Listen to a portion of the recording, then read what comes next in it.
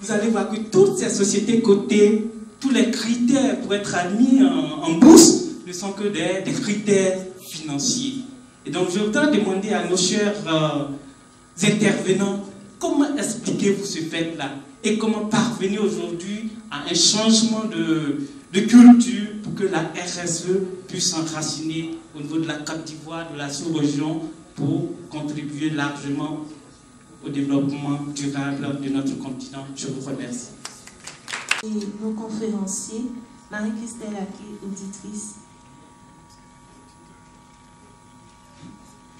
Je voudrais poser une question un peu dans le même sens que le précédent intervenant.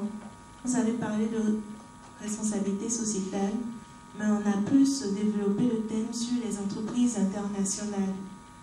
Je voudrais savoir quelle est la réalité au fait de la responsabilité sociétale en Côte d'Ivoire. On est l'État.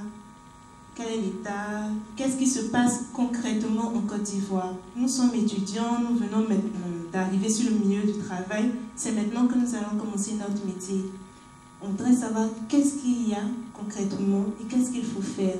Quand je prends une société d'État comme la Sotra et qu'on voit que les bus qui se promènent libèrent des fumées noirâtres et qu'il y a un ministère qui se charge du développement durable et de la responsabilité sociétale, est-ce que ce n'est pas un effet de mode dans notre pays?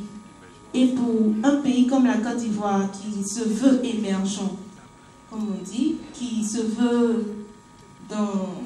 veut être un grand pays qui est en train de se développer, est-ce que la responsabilité sociétale ne sera pas pour nous un avantage par rapport aux autres nations qui sont déjà industrialisées?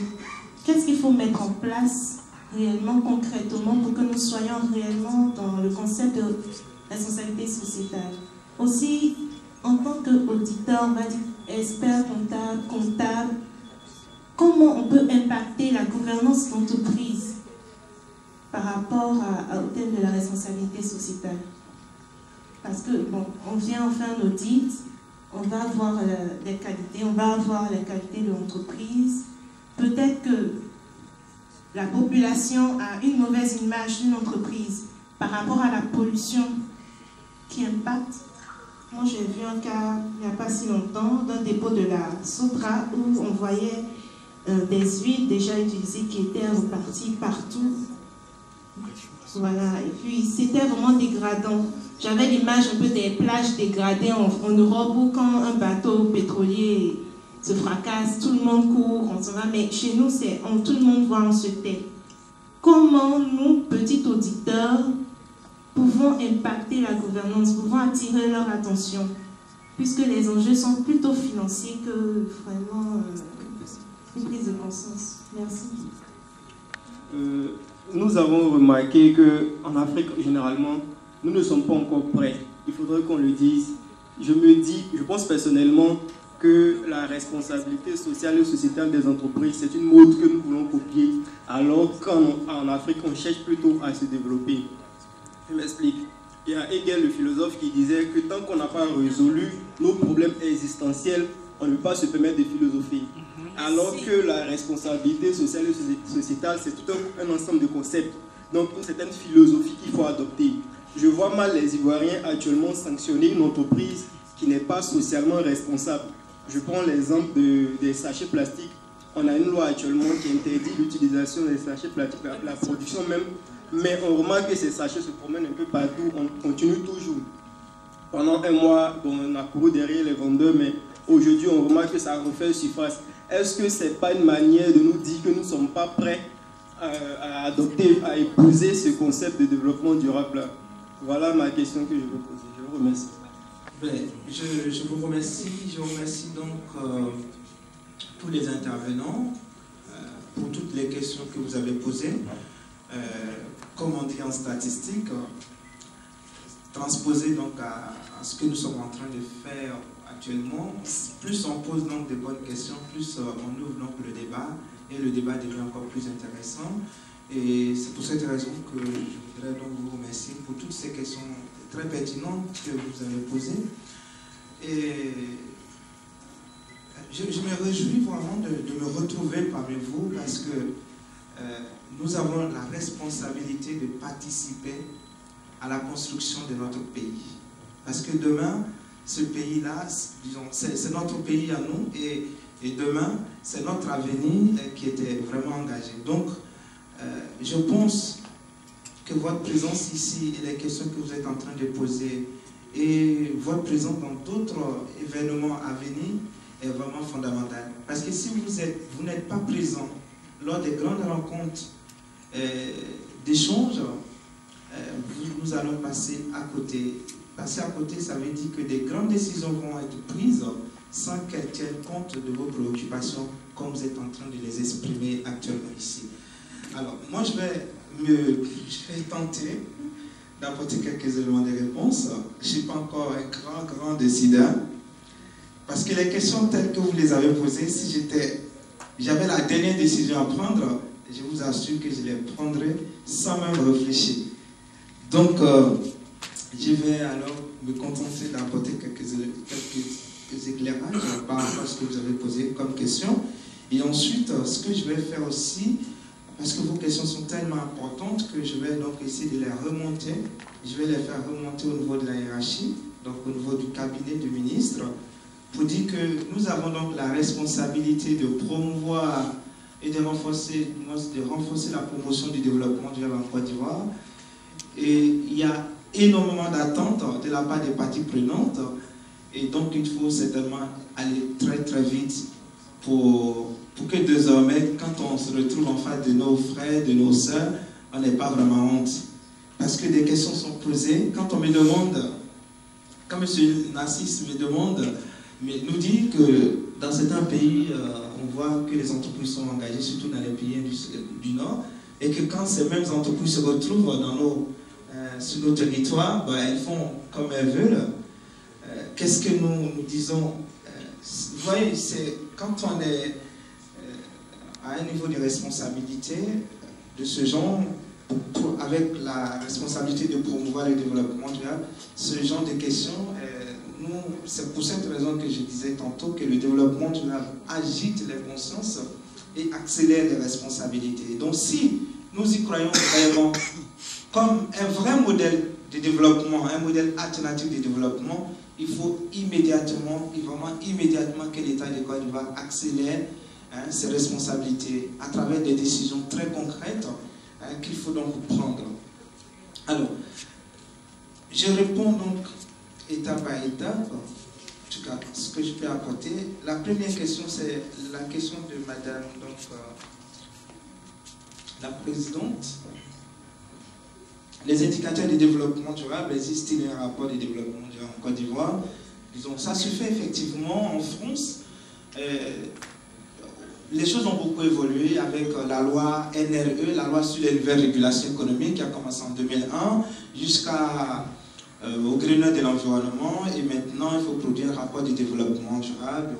En Côte d'Ivoire, on n'est pas encore à ce stade. Par contre, je peux vous assurer, madame, que des entreprises, de façon volontaire, le font. Vous avez le cas de SCB, société de SCB Banane, qui produit, ils nous ont même transmis un rapport de développement au ministère pour observation. Il y a le groupe CIFCA qui produit déjà un rapport de développement durable. Donc il y a des choses qui se font ici. Ensuite, je vais vous donner, madame, encore l'information qui porte donc sur les indicateurs, parce que votre préoccupation en tant qu'expert comptable, c'était effectivement les indicateurs de développement durable sur lesquels on pouvait donc s'appuyer pour produire ce type de rapport. Et vous faites très bien, madame, de poser cette question qui a déjà attiré notre attention au niveau du ministère. Il y a beaucoup d'études qui sont réalisées et je pense que ce que nous allons maintenant faire, c'est que chaque fois qu'il y a une étude ou un rapport qui a été édité et qui porte sur une problématique donnée, il faut immédiatement organiser peut-être conférence de presse ou une conférence publique pour échanger avec toutes les parties prenantes qui viendront nous poser des questions, et vers ces personnes-là, nous allons leur expliquer le travail qui a été fait. Par exemple, nous avons en Je regarde, je vous dis exactement la date. Parce que aussi, je pense que si ces informations étaient à votre disposition, peut-être qu'on allait pouvoir avancer sur d'autres. Alors, vous avez donc un guide qui a été édité au sein du ministère, qu'on appelle Indicateurs et guides de responsabilité sociétale des organisations en Côte d'Ivoire, document de référence nationale. Si vous avez posé cette question, ça veut dire que vous n'avez même pas connaissance de l'existence de ce document. Il a été édité en mai 2014. Et donc, comme nous avons beaucoup de questions, je vais vous dire qu'il y a effectivement un document qui fait un petit point sur les indicateurs de développement et des RSE en Côte d'Ivoire. Et je donnerai donc l'information pour qu'on puisse voir dans quelle mesure porter donc cette information à la connaissance des acteurs en Côte d'Ivoire. Ensuite, vous avez posé la question sur les stratégies de promotion des énergies renouvelables en Côte d'Ivoire. Sachez, madame, que, comme tout le monde, la question des énergies renouvelables est sous la responsabilité de deux ministères, le ministère de l'énergie et du pétrole et le ministère de l'environnement. Nous avons la responsabilité de promouvoir les énergies renouvelables comme de nouvelles sources d'énergie. C'est pour cette raison que je vous ai présenté la vidéo, pour que vous voyez que nous sommes à l'œuvre, nous travaillons, nous faisons vraiment ce que nous pouvons pour faire avancer dans ce débat. Et il faut reconnaître que nous venons de loin, nous venons de très loin, mais les choses sont en train de s'accélérer, comme disait Madame Fontaine. La Côte d'Ivoire sait prendre les décisions quand il faut, même si par moment on arrive avec du retard. Et la question des énergies renouvelables est en train de prendre de l'ampleur en Côte d'Ivoire.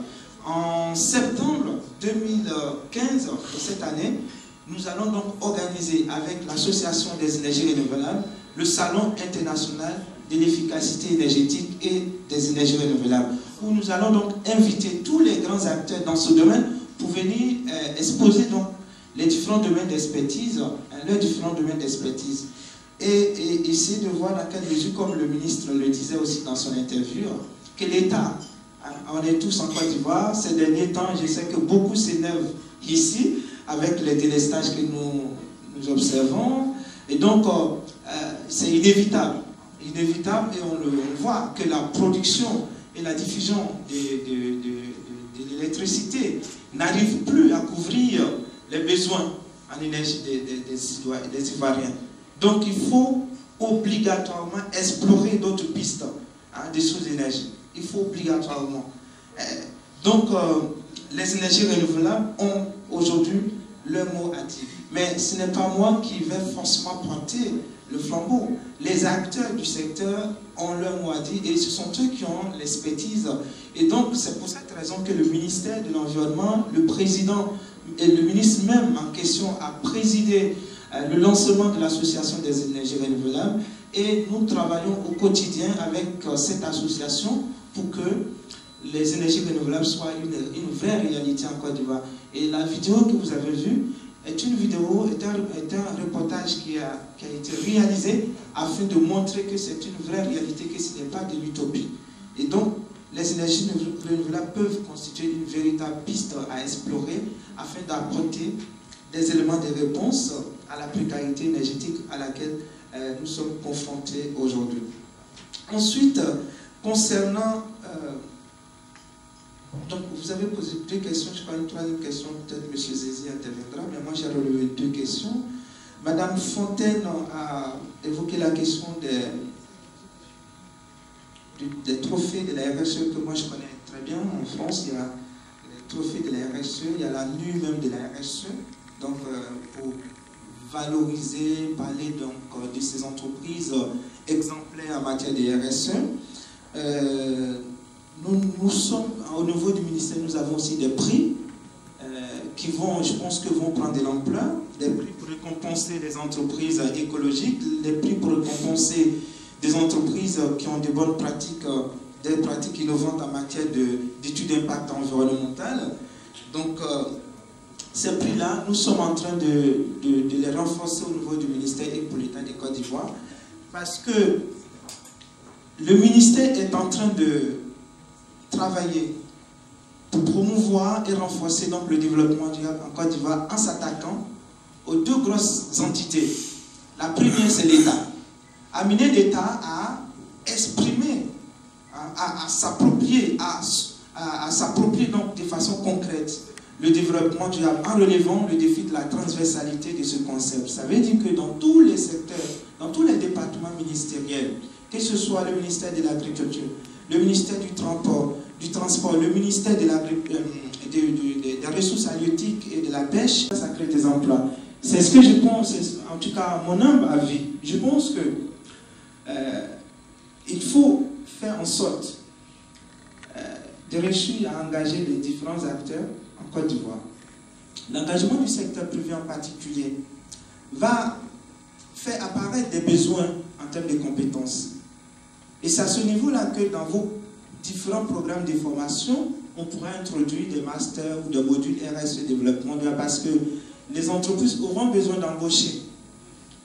Sinon, si on commence par des masters développement durable, comme on le voit actuellement, alors que les entreprises n'ont pas encore compris l'intérêt de s'inscrire dans des demandes de RSE, on sera toujours confronté à cette question qu'on relève très souvent, l'inadéquation formation-emploi, ou des gens, des étudiants qui sont formés et qui ne trouvent pas du travail. C'est pour cette raison que nous sommes en train de travailler rapidement pour faire avancer les choses, de sorte à ce que des vrais besoins en termes de compétences émergent et parallèlement, les différents programmes des institutions de formation pourront maintenant intégrer dans les modules ou dans les programmes de formation des vrais modules de développement et de RSE. Dans certains pays, moi j'étais intervenant à la Sorbonne, à Paris 1, et à Sudoku La Rochelle, nous avons des masters développement durable et RSE, des MBA développement durable et RSE, et on a des étudiants qui sont recrutés dans ces spécialités.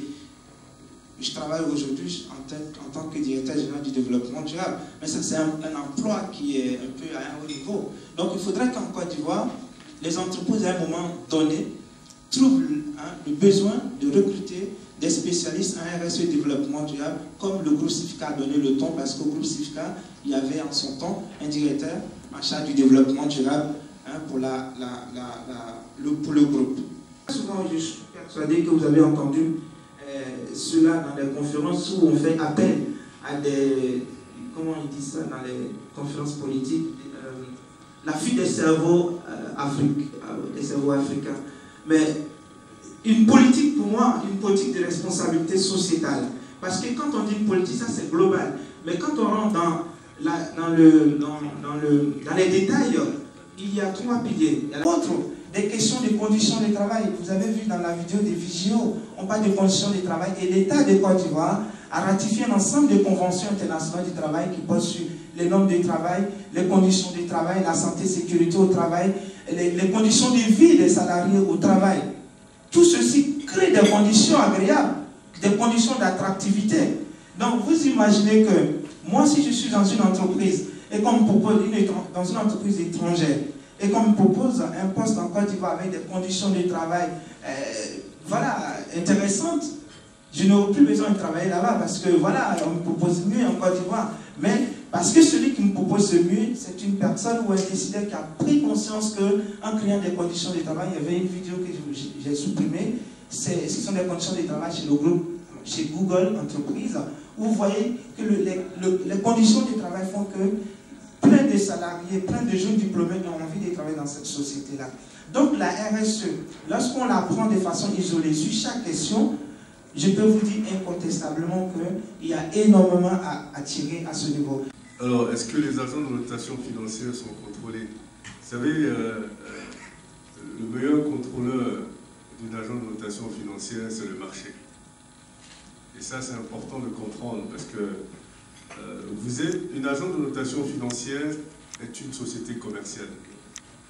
Donc, vous êtes agréé parce que vous êtes agent de notation financière. Ce n'est pas l'agrément qui fait de vous une agent de notation financière. C'est-à-dire que vous devez prouver sur le marché que votre méthodologie est acceptée et que votre compétence est acceptée par le marché. Et comment ça se vérifie? Ça se vérifie par le nombre de mandats qu'on vous donne. Il faut que les gens vous fassent confiance pour vous donner un mandat. Et s'ils vous font confiance, qu'ils vous donnent un mandat, c'est parce qu'ils ont approuvé votre méthodologie, ils ont approuvé le processus de notation, ils estiment que vous avez les compétences pour justement établir la qualité de crédit des emprunteurs. Et il y a une chose qui est très importante, c'est que dans l'établissement de la qualité de crédit, on ne peut pas tricher. Ça me paraît curieux ce que je dis, mais on ne peut pas tricher. Si je dis, vous, madame, vous courez plus vite que Usain Bolt, je peux justifier sur écrit. Hein. Je dis, elle se réveille tous les matins à 3 h du matin. On se dit, elle était peut-être pas en forme ce jour-là. On fume une deuxième fois, une troisième fois. On commence à se poser ces questions. On s'est dit, mais Bloomfield a dit qu'elle courait plus vite que Usain Bolt. On se rend compte que ce n'est pas le cas. Donc nous perdons notre crédibilité. Alors que notre crédibilité est notre actif le plus important. Donc c'est pareil. Si je dis que vous êtes 3A, qu'en réalité vous êtes C, mais naturellement, sur le marché, vous allez vous comporter en C parce que vous n'avez pas les moyens de vous comporter en 3A. Vous allez vous comporter en C et vous allez faire défaut. Parce qu'un 3A, la probabilité des défauts d'un 3A, elle est nulle. La probabilité des défauts d'un C, elle est de 85%. Donc vous allez forcément faire défaut. Et à ce moment, on va se poser des questions. Donc c'est difficile, c'est facile d'établir la qualité des si vous voulez, la crédibilité d'une agent de notation financière par le marché, parce que c'est difficile de tricher. Et nous sommes agréés, les agents de notation, ils sont tous d'ailleurs agréés par des autorités de régulation. Nous sommes agréés par le CREPMF, donc avec moi, nous sommes agréés par la COJUMAF en Afrique centrale, et nous sommes reconnus par l'AMF en France. Alors, pour ajouter un peu, pour ajouter quelques éléments sur les réponses du docteur Ngoudou, c'est complémentaire à ce que je lui ai dit. Je pense qu'il est rentré dans beaucoup de détails, il a donné les informations nécessaires. Concernant le comportement des entreprises étrangères qui en réalité respectent les règles dans leur environnement et ne respectent pas les règles dans notre environnement. Vous savez, comme on dit, la nature n'est pas le vide. Tant que vous n'aurez rien pour vous arrêter, vous allez avancer. Donc si elle se retrouve dans un cadre, parce que vous savez, respecter les règles c'est contraignant. Mais dans leur pays, c'est des pays développés, sophistiqués, elles n'ont pas le choix. Il y a des mesures coercitives. Il y a des actions pour les obliger à le faire. Ce qui n'est pas le cas chez nous. Donc évidemment, comme les Américains disent, if you can get away with murder, why not? Donc si elles peuvent tuer quelqu'un et ne pas aller en prison, pourquoi pas? Vous savez, ça peut être agréable de tirer sur la voie quand vous conduisez. Mais si vous savez que vous allez aller en prison, vous ne ferez pas. Donc nous sommes dans des pays où évidemment on ne met pas en place, pour moi fondamentalement c'est une question de volonté politique. Et ça c'est très clair, il faut le dire.